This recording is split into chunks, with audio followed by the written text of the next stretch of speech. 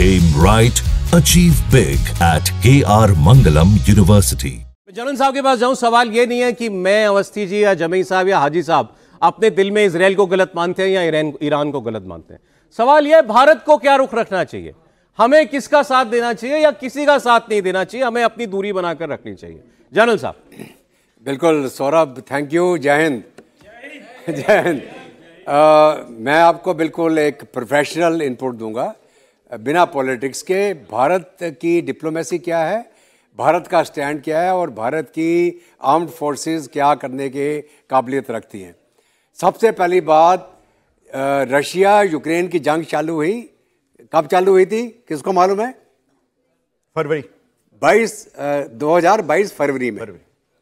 और 2023 7 अक्टूबर को एक बहुत बड़ा हमला होता है इजराइल के ऊपर, जो हमास के द्वारा किया जाता है। अनप्रेसिडेंटेड हमला, उसको टेररिस्ट अटैक मत के आप मान के चले, टेररिस्ट अटैक किया, बहुत भयंकर टेररिस्ट अटैक। और इतना ज्यादा उसको दर्शाया गया और उसके अंदर इतनी इनह्यूमैनिटी दिखाई गई ताकि इजराइल को रिस्पॉन्ड करना ही पड़े। अभी आप ये सोचें कि जब रूस यूक्रेन की जंग चल रही थी तो ये इतना बड़ा हमला बिना किसी वजह के इजराइल के ऊपर क्यों हुआ? क्या इजराइल ने उस समय पैलेस्टाइन के ऊपर हमला किया था? क्या इजराइल ने उस समय ईरान के ऊपर कोई हमला किया था? नहीं किया था। अभी इस जंग के अंदर जो रूस और यूक्रेन की चल रही है उसके अंदर कौन कौन से पक्ष हैं? यूक्रेन को सपोर्ट कौन कर रहा है? America, NATO, European union. और वहां कौन खड़ा था अकेला? रूस। रूस हमारा भी मित्र है, अमेरिका भी हमारा मित्र है, यूरोप भी हमारा मित्र है कि नहीं? हम न्यूट्रल हैं, हमारी दोस्ती सबके साथ है, यूक्रेन के साथ भी है। और हमारे प्रधानमंत्री साहब ने यह दर्शाया भी कि ये युद्ध का नहीं है, बताया ना। उसको भी बताया, किसको? पुतिन साहब को भी बताया, यूक्रेन को भी बताया, अमेरिका को भी बताया। अभी आप देखें रूस के साथ कौन खड़ा था? ईरान, चीन, नॉर्थ कोरिया।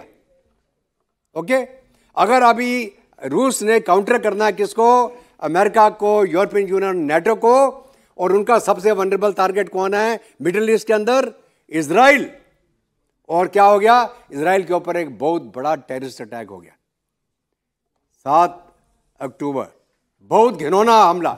अगर किसी ने उसके रॉ फुटेज देखे हो, अगर मैंने भी देखे होते, मैं बोलता खत्म कर दो हमास को, बिल्कुल इतना घिनौना हमला था। ठीक है, अभी इजराइल को, और एक और बात मैं बताऊं, इजराइल ने पैलेस्टीन जो 2 नेशन थ्योरी की चर्चा है उसमें एक तरफ गाजा था, एक तरफ वेस्ट बैंक था, शांति से काम चल रहा था। लेकिन लगातार हमास क्या कर रहा था? टनलें बना रहा है, जितने फंड आ रहे हैं वो युद्ध की तैयारी कर रहा है वो। और जो लोग थे कौन गाजा के, वो इजराइल के अंदर रोज नौकरी करने आते थे, अच्छा पैसा कमा रहे थे पूरा। मतलब जैसे हम जाते हैं यहाँ से नोएडा गए या वहाँ से ग्रेटर नोएडा गए, दिल्ली गए, उसी प्रकार गाजा से वो लोग टेल अवीव वगैरह सब जगह आके नौकरी करते थे, वापस चले जाते।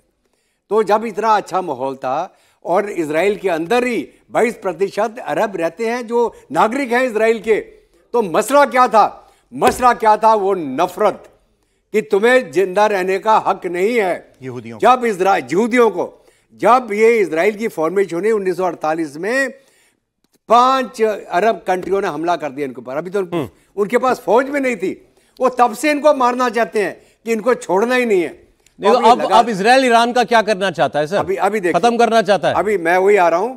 अभी हमास का जो हमला हुआ उसके बाद हिजबुल्लाह ने शुरू कर दिया, उसके बाद हूती ने शुरू कर दिया, उसके बाद सीरिया के माध्यम से वहां से हमले शुरू हो गए इजराइल के ऊपर। और पीछे कौन खड़ा था? ईरान हमारा मित्र है। लेकिन मैं आपको एक फैक्ट बता रहा हूं जो आपको जनरल नॉलेज होनी चाहिए।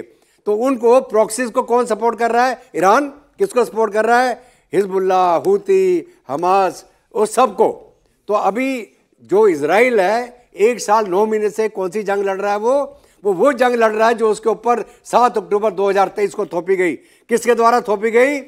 इजराइल और उसकी प्रॉक्सीज के द्वारा, और सॉरी ईरान और उसकी प्रॉक्सीज के द्वारा। और ईरान को किसने उकसाया? ये मैं क्वेश्चन मार्क छोड़ रहा हूं आपके ऊपर। क्यों ईरान ने करवाया कांड? और अगर आप आज का जियोपॉलिटिक्स आप देखें, ईरान के पीछे कौन खड़ा है? रूस और चीन। ठीक, जान साहब, आपकी नजर में ईरान इजराइल अग्रेसर नहीं है, हमलावर नहीं है इजराइल? बिल्कुल नहीं है। इजराइल को अपना सेल्फ डिफेंस करने का पूरा हक है। अगर वो उसी प्रचलन में उसने हमास को न्यूट्रलाइज किया, गाजा में बहुत तबाही हुई, हिजबुल्लाह को न्यूट्रलाइज किया, सीरिया में रिजीम चेंज हो गया, हुती को दबाया, अब उसका फाइनल दुश्मन कौन था? Iran versus Israel. तो अभी वो जंग तो होनी थी। अरे अब ठीक है, मैंने जैसा पहले कहा, हाजी साहब आप हो सकता है इजराइल को गलत माने, जनरल साहब को लगता है इजराइल के साथ गलत हुआ था, इजराइल हमलावर नहीं है। सवाल हमारी इंडिविजुअल हम क्या मानते हैं दिल में उसका नहीं है, सवाल देश के रुख का है।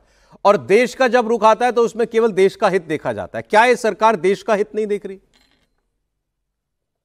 देश का हित देखना चाहिए, मगर फिलहाल कोई भी हमारे प्रधानमंत्री जी कोई भी निर्णय नहीं ले पा रहे कि इसका क्या करना चाहिए।